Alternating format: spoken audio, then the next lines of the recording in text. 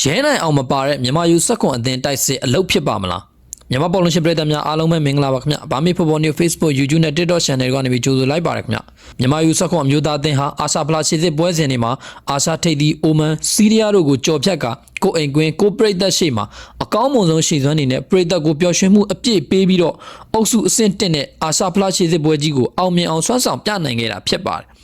ဒါကြောင့်ပဲငြိမ်သက်နေခဲ့တဲ့မြန်မာဘောလုံးပြည်သက်တွေရဲ့မျှော်လင့်ချက်တွေကိုမြန်မာယူဆက်ခွန်အသင်းကပြန်လည်ပေါ်ဆောင်ပေးခဲ့တာဖြစ်ပါတယ်2015 UNICEF ကမ္ဘာဖလားဝင်ခွင့်ရအသင်းပြီးတဲ့နောက်မှာတော့အကောင်းဆုံးမျိုးဆက်လို့လည်းတညီတညွတ်ထဲသတ်မှတ်ခဲ့ကြတာဖြစ်ပါတယ်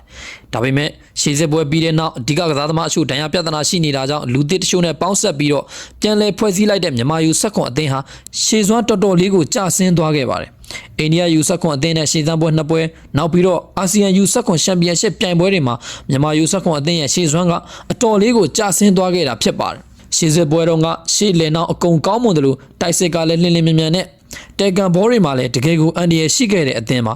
ယခုအခါမှာတော့ဒါရီဟာပြောင်းပြန်ဖြစ်သွားခဲ့ရပါပြီ။ဘာကြောင့်လဲဆိုရင်တော့အဓိကကစားသမားတွေမပါဝင်နိုင်တာအဓိကအချက်ပါ။တိုက်စစ်ကရဲနိုင်အောင်ရဲ့အတိုးအလုံးနေရာယူတတ်မှုတွေဟာတခြားကစားသမားတွေအတွက်နေရာလွတ်တွေဖြစ်ပေါ်စေခဲ့ပြီးတော့ဂိုးရဖို့များသလိုအန်ထူးပိုင်စိုင်းမြတ်မင်းတို့ရဲ့တောင်ပန်တွေကအတိုးအလုပ်တွေနောက်ခံကစားသမားတွေဖြစ်တဲ့အောင်တီဟမျိုးခန့်ကျော်တို့အတွဲအဖက်ရဲ့တွင်းကိုတွေနဲ့ပရိသတ်ကိုပျော်ရွှင်စေခဲ့တာပါအခုချိန်မှာတော့ရဲနိုင်အောင်ရဲ့နေရာကိုဒီဝီယန်ဟာအပြည့်အဝအစားမထိုးနိုင်တယ်လို့စိုင်းမြတ်မင်းရဲ့ရှေ့စွမ်းကလည်းကျဆင်းသွားခဲ့ပါတယ်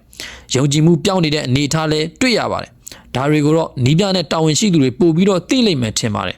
လာမယ့်မေလ9ရက်နေ့ဆိုရင်မြန်မာယူဆက်ခွန်အမျိုးသားအသင်းဟာယူဆက်ခွန်အာရှဖလားပြိုင်ပွဲကြီးကိုစတင်ကစားရပါတော့မယ်အုပ်စုအဖွင့်ပွဲစဉ်မှာအင်ရှင်စော်ဒီနဲ့ကစားရပါမယ်အောင်ဒီဟမျိုးခန့်ကျော်ညီညီတန့်စိုင်းမြတ်မင်းမြင့်မြတ်ကိုကိုတို့ဟာမြန်မာယူဆက်ခွန်အသင်းရဲ့အဓိကကစားသမားတွေအဖြစ်ပွဲထွက်လာပါလိမ့်မယ်အခုချိန်ထိလေ့ကျင့်ရေးတွေမှာလည်းရဲနိုင်အောင်ပါလာတာမတွေ့ရသေးပါဘူးဒါကြောင့်ရဲနိုင်အောင်ရဲ့နေရာကိုဒီဝီယန်ညီညီတန့်တို့အကောင်းဆုံးဖြည့်ဆည်းကစားနိုင်ပါမလားဆက်လက်စောင့်ကြည့်ရမှာဖြစ်ပါတယ်ဒါပေမဲ့မပါနိုင်တဲ့ကစားသမားကိုတန်းတနေလို့မရပါဘူး